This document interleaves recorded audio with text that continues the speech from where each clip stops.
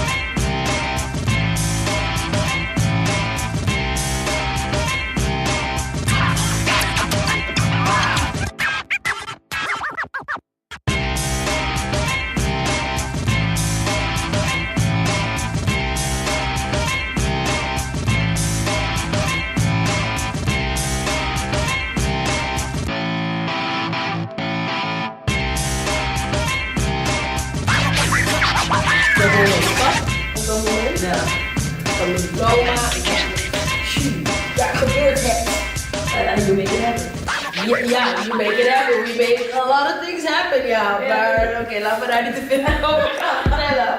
Dat is privé. Maar nee, 5 jaar zuur. Ja, voor mij ook. 5 jaar geleden. Ja.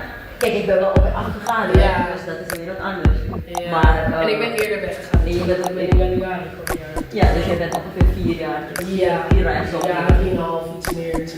Oh ja, het is alweer een jaar. Dat is lang. En sinds ik weg ben is alles in duigen gevallen. Ja, daar. daar, niet hier. Nee, het gaat om jou toch? Het gaat om mij. Oké. Sowieso. Nee, het gaat om jou. Sowieso, maar... Nee, het gaat om jou. Want het was gewoon the one and only Killerqueen. De Beyoncé in haar sportbranche. Ja, zo hebben we je genoemd. De Beyoncé. Want we zijn de krullen. We zeiden ze is jarig in september. Weet je, ze heeft 7-voudig wereldkampioen en dat is alleen zeg maar van de wereldkampioenen belts, dus Grammys, belts, de Beyoncé van je tak. Ja, oké. Want hij heeft weet je toch, ik heb een beetje mijn research gedaan en correct me if I'm wrong, maar volgens mij is er tot nu toe nog geen vrouwelijke kickboxer geweest die 7-voudig wereldkampioen is geweest. Ik zou het deze weten eerlijk gezegd. Dat zou kunnen. Ik denk het wel. Misschien wel. Maar we gaan er nu nog even lekker vanuit van niet. En anders gaan we haar ook interviewen. Ja, natuurlijk. Maar ik denk dat het wel zo is. Want kijk, in die periode dat ik volg, had je niet zoveel bonden als nu. En toen had je echt maar 2, 3 hele grote bonden. En die bepaalden echt de vechtsportwereld. En ik denk dat het in 2000, maar 10 jaar geleden, toen popten de bondjes uit de grond. 10, misschien wel 15, nee ja, 10 jaar geleden meer. Ja. Toen popten de bondjes echt uit de grond, toen had iedereen een bond, kan je wel zeggen. Ja. En het is een ding hier geweest in Nederland, dat er gewoon 18 bonden waren in Nederland. Dat is gewoon belachelijk veel.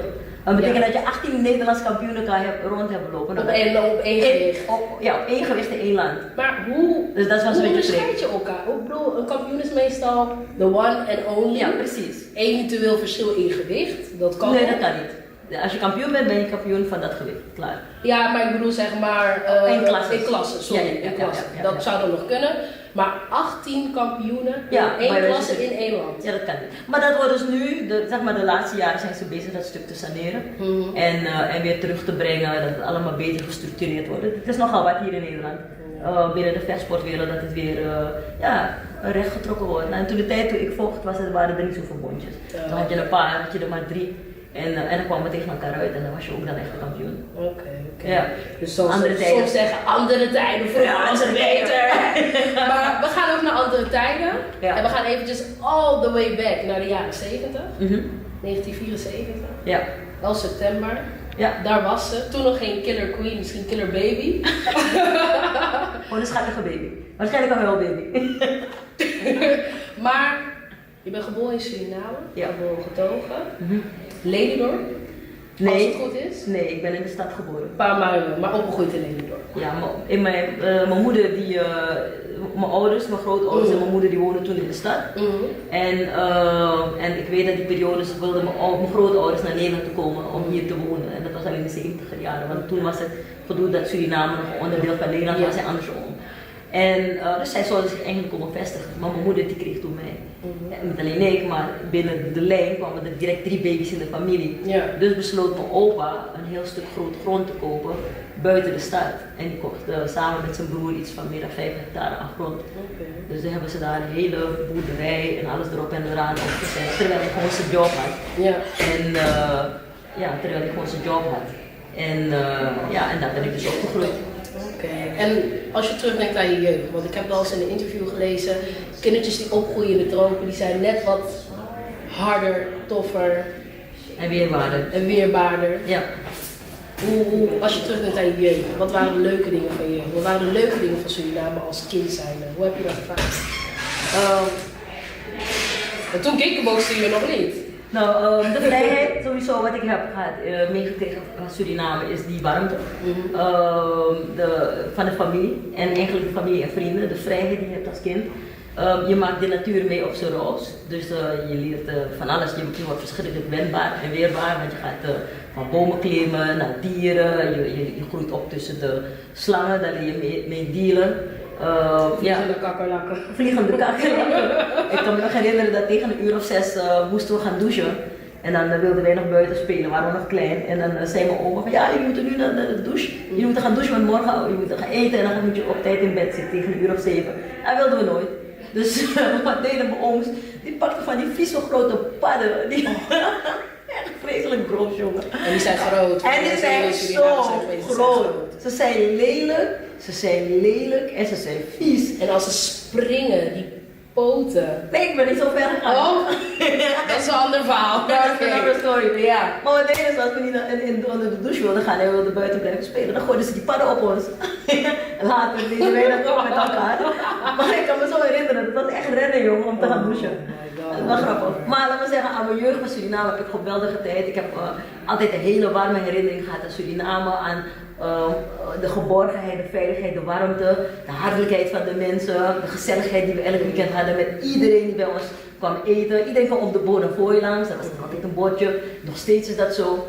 En altijd gezellig. Dus ja, als kind maak je dingen mee, weet je. Wat ik al zeg met de natuur en wat we ook hebben gehad, is dat je ook gaat varen. Ik bedoel, dat soort dingen, dat zijn er standaard in, weet je. Dus ja, gekke dingen. En als je hier in Nederland komt, ben je word je gestuurd naar het schoolpleintje. Ja, ja. Waar die honden en die katten af en toe in gingen poepen. Ja. Oké, dat was gezellig, jongens. En op een x-moment ben je naar Amsterdam gekomen. Ja. Welke leeftijd was je toen? Bijna 10 jaar. 10 jaar, oké. Dus ben je op de basisschool ongeveer, groep 7, groep 8, denk ik. Ja, ik ben bij, als ik het zo een beetje reken, dan kom je op die leeftijd naar Nederland. Wat was je allereerste indruk van Nederland? Van je komt aan op Schiphol, geen standaardij, niet die warme lucht. Nee, ik ben via Frankrijk gekomen. Via Frankrijk? Ja, Dure dame. Ja, zo weet ik dat. Dus via Parijs? Ja. Oké, nou, dan kom je aan op Parijs, ik bedoel... De indrukken. De eerste indrukken. Nou, ik vloog met mijn oom. En we zijn samen deze kant gevlogen. Mijn oom zijn paar van mijn beste vrienden. Daar heb ik echt zo'n geweldige band mee. En we kwamen via Parijs en kwamen bij familie terecht in Frankrijk. En dan zijn we richting België gegaan. Dus we hebben echt eerst een hele tour gedaan. Was leuk, want het is natuurlijk veel groter, veel breder. Ja, onbekend natuurlijk. Daar had ik geen problemen mee. Koud. Ja, maar dat had ook wel wat. En het was gewoon leuk. Amsterdam was weer een different thing, omdat je met Amsterdam heb je dan momenten dat je dan tegen je 10e alleen met de tram naar school moet gaan. En dat zijn de dingen die ik nooit heb gedaan. Ik was nog nooit alleen naar school gegaan. In het begin bracht mijn moeder me wel. En later moest ik het zelfstandig doen en dat was even wennen, want ik had ook angst vaststeld dat die tram op een ander spoor gaat. Neemt hij me naar dat zijn die kinderangsten. Neem je me wel echt mee naar school? Of? Ja, terwijl de tram gewoon op een baan zit. Ja. Wat de route rijdt. Maar zo denk je niet als een 10-jarige, als je de 10, 11-jarige, als je zo alleen in de tram zit. Weet je, maar ik moet je zeggen, ja, het was wel goede herinneringen. Ik heb alleen maar goede herinneringen. Ik heb wel één keer iets raars meegemaakt. Dat was mijn allereerste keer dat ik in contact kwam met discriminatie. Oh god. Ja, ja, vroeg of laat hè, moet het een keertje gebeuren, zelfs in Amsterdam. Ja, en ik heb een Surinaams accent. Ja, want dan had je ook nog vragen, want dan kwam je binnen natuurlijk. Met een Surinaams accent. Oh, hoe ging dat? Nou ja, de rare van is, ik zat in Amsterdam Zuid op school, de Lutma school. Daar begon ik als baas. Amsterdam Zuid. Ja, precies. Daar woonde ik op de straat, op de Lutma school. En het grappige was dat ik tussen heel veel Turken, Marokkanen en hij zat een Hunnistaanse-jongen bij me in de klas. Een Hunnistaanse-jongen die Hans heette, kan je je voorstellen. Hans, waarom doen onze kinderen dit aan? Noem hem gewoon dan Fikash of zo. Ja, iets wat erbij past, of misschien nog wat spannend, John. Nee, deze jongen heette Hans. Hans is me bijgebleven omdat Hans een Surinamer was. En Hans ging mij discrimineren om mijn accent. Ja, wat deed je met hem? Ik had hem nog niet gerammeld. Ik was eerst in verbazing dat hij dat deed. Maar ook zeg maar dat discriminatie binnen de gemeenschap. En dan neem ik even de Surinaamse gemeenschap as a whole. Neem iedereen gewoon mee. Dat is dan soms wel een beetje jammer dan dat het van die kant moet komen, zeg maar. Ja, toen de tijd was, we praten over wat 30 jaar geleden. Ja. En ik had nog nooit zoiets meegemaakt. Dus voor mij was het mind-blowing van wat is dit? Weet je, echt, ik was heel erg verbaasd ervan. En om te zeggen van ik kan eigenlijk niet echt een uitspraak doen. Ik vind het wel jammer dat mensen elkaar discrimineren, maar ik vind het onnodig. Ik vind het deze interessant iets om mensen te, hoe noem je dat? In hokjes te plaatsen. Beoordelen op hun uiterlijk, of hoe ze klinken, of niks voor mij. Nee. Ik word dat betreft heel erg kleurloos. Het maakt niet uit waar je vandaan komt.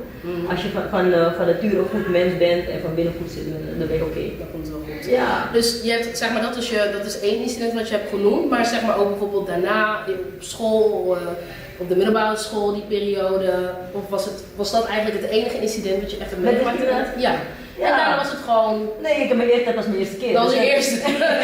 Dat kwam nog geen Nee, dat weet ik niet meer. Nee, maar dat is ook beter, want dat zijn ook van die dingen. Daar heb ik gewoon mee leren omgaan. En ik moet je wel zeggen, opgroeien in Amsterdam of in een grote stad, dat vormt je wel als mens. Je bent veel sneller, je bent weerbaarder, je moet gewoon snel zijn. Je zwemt of met de stroom mee of niet. Ja. Of ik heb ervoor gekozen om voor de stroom te zwemmen. Ja. Weet je? Want je was sowieso, eigenlijk ben je daar een pionier op heel veel fronten, maar voordat we naar de kickboksen gaan, je hebt een studie gedaan, bedrijfskundige informatica. Sowieso vrouwen in de ICT en vrouwen in de technische industrie. Ja. Hoe ben je die kleine nerd, een kleine geek in jou? Ja, heel stereotyperend, zeg maar. Ja, erg stereotyperend. Nou, een vriend van mij die studeerde die studeerde informatica. En die was een HBO-student, die ging naar hogere informatica zelf. Okay. Maar ik raakte gefascineerd omdat hij computers opengooide en kon repareren en hij deed allerlei dingen. Dus ik dacht, wat doet die gast nou? Dus toen ben ik meegelopen met hem elke keer wanneer hij voor zijn examens ging en zijn tentamen, dan overhoorde ik hem. En zo ben ik eigenlijk er een beetje ingerold. Dus toen zei hij van misschien is het toch wel wat als je deze studie gaat doen. Ja. En eigenlijk kwam de studie heel grappig, want het was eigenlijk meer een bed tussen ons tweeën. De bed was wie het eerste solliciteert en een job krijgt in de ICT, die betaalt een etentje. Ja. En we solliciteerden en ik blufte me door het interview, weinig tot geen ICT-ervaring, alleen maar hier en daar wat via uitzendbureaus wordt gedaan. En ik blufte me door het interview, maar dat hadden die werkgevers wel door. Oh, maar ze stonden er toe. Ja, ze stonden er toe. Maar ze vonden me waarschijnlijk ook de leukste kandidaat. Kan ik me ergens wel bij voorstellen. Ja, ik was wel heel erg gedreven en alles. Dus ze hebben me wel aangenomen dezelfde dag, maar ik kon de volgende dag beginnen. Dus ik moest een etentje kopen voor hem. En toen zeiden ze wel van als je hier komt werken, dan moet je wel voor die opleiding en zo. En dat hebben zij toen geregeld. Oké, en je hebt die opleiding ook afgemaakt? We hebben het gedaan, ja. Oké. En volgens mij heel kort daarna, je werkte toen nog steeds. Ja, ik stond ben je ineens in aanmerking gekomen met het kickboksen. Maar op een gegeven moment, ik probeer me dat gewoon even te visualiseren. Ik probeer ook een Surinaamse moeder erbij te visualiseren. Ik word al heel jong op mezelf. Surinaamse moeder, die heeft nou natuurlijk bepaalde ideeën voor haar dochter. Ja. Waarschijnlijk al trots dat ze ICT-studie deed, al een baan had. Ja, dat kan. Weet hoe ouders diploma is je man, dit, dat, zus, zo. We kennen het allemaal. En op een dag bel je moeder, mam, ik ga kickboksen. Ik ben gestopt met werken. Ik ga kickboksen, want over een jaar ben ik kampioene. Ja, oké, dat was wel een shock. Nogal. Nou, wat het heel ding was, vroeger wilde ik altijd al lopen vechtsport, maar dat mocht niet. Toen ik thuis woonde. Ik woonde vrij, ik was wel 18 toen ik al op mezelf woonde, een beetje normaal. En je praat nu over mij nu ik met het kickboksen begon, was rond de 22, 23ste. Toen woonde ik al een paar jaar op mezelf. En toen ik dat zei van ik ga stoppen, ik ga iets anders doen met mijn leven. Eigenlijk wilde ik gaan backpacken en de wereld verkennen. Totaal wat anders, maar toen kwam ik Lucien tegen. En op een gegeven moment raakte ik aan het kickboxen en dat was gewoon iets waar ik echt mijn energie in kwijtraakte. Dat is wat ik uiteindelijk wilde. Dus toen ik zei van ik ga nu echt stoppen met werken. Ik ga wereldkampioen worden. Toen zeiden ze allemaal van ben je gek of zo? Ja. Want je laat je vastigheid lopen voor iets wat je nog moet gaan ontwikkelen. Ja, het was een aardige shock. Voor mijn familie, voor mijn vrienden, voor iedereen die om me heen en naast me heen stond. Die verklaarde me echt voor gek dat ik dat deed. Maar de enige die me niet voor gek verklaarde was Lucien. Ja. Want die stond naast me en die geloofde in mij. En ik geloofde ook dat ik dat zo kan halen. Dus die waren niet zo blij met de keuze. Eigenlijk alles en iedereen om me heen. Ja, dus eigenlijk had je aan één persoon genoeg en dan ook, als je dan ook bekijkt van hoe lang ken je Lucien op dat moment, dus toen op dat moment nog redelijk een vreemde man, vreemde persoon als je het vergelijkt met de relaties die je hebt in je familie, denk aan de relatie met je moeder, vader, broertjes, vrienden, dat je eigenlijk, dat is best wel moedig ook, zoveel vertrouwen hebt gelegd in een vreemde, maar die wel volste vertrouwen in je had. Ja, maar dat is dus het bijzondere natuurlijk, toch? Ja. Op het moment dat jij... kijk, Lucien was niet bekend met de familie. Ik kende Lucien eigenlijk al, want toen ik ben vrij jong ben ik gaan werken. Ik werkte in het begin werk je bij jong, ben je minderjarig, dan ga je zwart werken. En ik werkte op een locatie zwart waar Lucien altijd in en uit liep. Dus wij hadden elkaar al eerder gezien en we kenden elkaar al, maar ik wist nooit wat hij deed. Ja. Dus ik kende hem denk ik al vanaf mijn 13e. En dan praten we nu al over 31 jaar. Ja. Dat hij al in en uit, weet je, in mijn leven zit, dik 31 jaar. En ik ben 44. Ja. 44 waar? Ja, dus zo lang ken ik hem eigenlijk al. En op een gegeven moment, toen ik dat aan mijn ouders toe vertelde, weet je, van ik ga dat doen, was iedereen ook van maar hij is een onbekende. Maar op het moment dat iemand iets tegen je zegt en die gelooft in jou, en dan denk je van waarom kiest hij jou uit, dan gaat het toch wel malen in je hoofd. Want er is iets dat die persoon in jou ziet, wat ik niet heb gezien in mezelf. Ja. Snap je? En dat gaat malen. En kijk, ik ben iemand van doen en van uitdagingen. Dus ik van als hij dat in mij gelooft, dan ga ik dat doen. Want het is weer totaal out of the box, het is out of mijn comfortzone. Ik hou van uitdagingen, dus dit kwam prima en ik kom mijn energie kwijt. En deze man zei dat hij me binnen 1 jaar kampioen kon maken. Nou, dat zou ik stom zijn om het niet te doen. Dus ik weet nog dat ik hem heb opgezocht. Ik heb urenlang op het bankje gezeten in het sportcentrum Kopschoenen. Omdat die man de tweede training binnenkwam lopen. En toen heb ik gezegd, goed, wat gaan we doen? Okay. Zo is het gegaan eigenlijk. En een paar jaar later heb je misschien, als je er nu terugkijkt, misschien heb je het gesprek al gehad, dat je hem wel eens een keer hebt gevraagd van, wat zag je eigenlijk toen in mij, toen je dat zei? Nou weet je, dat heb ik hem nooit gevraagd. Misschien kunnen we het hem dadelijk vragen alsnog. Ja, dat denk ik wel. Ik heb hem nooit gevraagd. Dat heb ik nooit gevraagd. Het was heel simpel. Ja. Hij had gezegd dat hij mij kampioen kon maken. Ik ben ook vrij rechtlenig, dat heb je door. Het was heel simpel. Hij zei dat hij me kampioen kon maken. Ik geloofde dat. We zijn gaan werken. We trainen 2-3 keer per dag, 7 dagen in de week. Anytime wanneer het kon, gingen we er ook echt voor. En ik was binnen een jaar ook echt kampioen. Dus iemand die heeft ongelooflijke dosis vertrouwen en die groei, die ontwikkeling in me doorgemaakt. Maar het wederzijds vertrouwen is alleen maar sterker geworden omdat we elke keer scoren. Ja. Dus eigenlijk met zo iemand, als je iemand hebt die in jou gelooft en jij gelooft in die persoon, dan kan je bergen verzetten. Dan kan je de wereld veroveren, dan kan je doen wat je wil. Maar het gaat erom dat die persoon niet gelooft, maar jij moet ook jezelf geloven. Ja. En dat hebben we dus samen gedaan. En als je dan zeg maar je carrière dan zo bekijkt, dan heb ik het even puur je actieve kickboxcarrière zeg maar. Zijn er ooit momenten geweest, dipjes of misschien na een verliespartij of misschien een blessure, dat je echt dacht, weet je, alles goed en wel, maar ik ben er echt klaar mee. Nee. Ik ben er echt klaar mee. Dat moment heb je nooit gehad? Nee. Nooit. Ik heb dip op, wij hebben dips gehad, absoluut. Zeker na verliespartijen hebben we dips gehad, maar dat gaf de motivatie om het nog beter te doen. Want we hebben de verliespartijen bewust, waarschijnlijk zijn we onbewust bekwaam. Ik ben zeker onbewust bekwaam. Yeah. Maar die verliespartijen hebben we gebruikt als leermomenten. Yeah. Want daar hebben we kunnen zien van wat we moesten verbeteren. En dat zei Lucien mij ook elke keer. Elke keer als je in de ring stapt, maak je een examen. Yeah. En in je examen maak je fouten. Alle wedstrijden die ik met hem heb gevochten, hebben we altijd nabekeken. En dan hebben we eigenlijk allereerst 1 keer hebben we de partij goed bekeken, van dit zijn de goede dingen. En daarna gingen we kijken naar de fouten. En dan keken we die partij misschien 10, 15 keer achter elkaar. Na een winstpartij. En dan zat ik gewoon te huilen. En dan dacht ik van, oh, ik heb zulke domme fouten gemaakt, ik ga het verbeteren. Dus ik was zo gebrand, zo gemotiveerd om mijn volgende training te starten, om al mijn fouten eruit te halen. Zodat dat welke tegenstander dan ook tegen me kon vechten, die fouten niet meer zou hebben. Maar waarom is hij huilen dan? Nee, ik ging huilen. Oh, jij ging huilen, sorry. Ja, maar omdat ik dacht van hoe kan ik zulke domme fouten maken? Dus je bent een beetje een perfectionist. Nogal. Ik heb wel een bepaald streven, ja. Ja. Maar dat hebben we dus wel gedaan. Dat hebben we elke partij gedaan. Of het nou gewoon een simpele prestigepartij was of een titelgevecht. We hebben altijd eerst de partij een paar keer goed bekeken en dan ging het naar alle positieve dingen en dan alleen de dingen die we moesten verbeteren. Ja, en dan word je, toch denk je van deze fouten hebben we op getraind, maar waarschijnlijk niet voldoende genoeg om ze niet te hebben. Ja. Dus wij hebben echt constant gewerkt aan die verbetering en ik wilde die perfectionisme hebben. Ik heb ook gezegd, ik wilde de beste vechter van de wereld zijn. Ik heb ook gezegd dat ik in de grote lijn, de grote namen wilde zitten. Dus ik wilde niet gewoon een wereldkampioen worden, maar ik wilde er ook blijven. Ja. En één ding is nou eenmaal zo, op het moment dat je aan het vechten bent en je bent aan het winnen, winnen is verslavend. Ja. Winnen is verslavend. Ik heb echt een enorme endorfineverslaving, dat heb ik.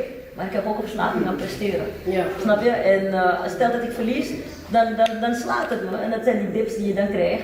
Maar we hebben hem weer weten om te zetten in iets positiefs. En dan was ik soms echt zo gebrand. Ik sloeg vele malen harder dan dat ik normaal sloeg tijdens de training. Zoveel, het kwam uit man. Ja, dus die passie zat erin. Die passie zat erin. En het brandde echt. Een paar weken geleden, misschien 2 weken geleden, ik weet niet of je een beetje tennis volgt. Ja, met Serena Williams. Ja, dat moet kunnen.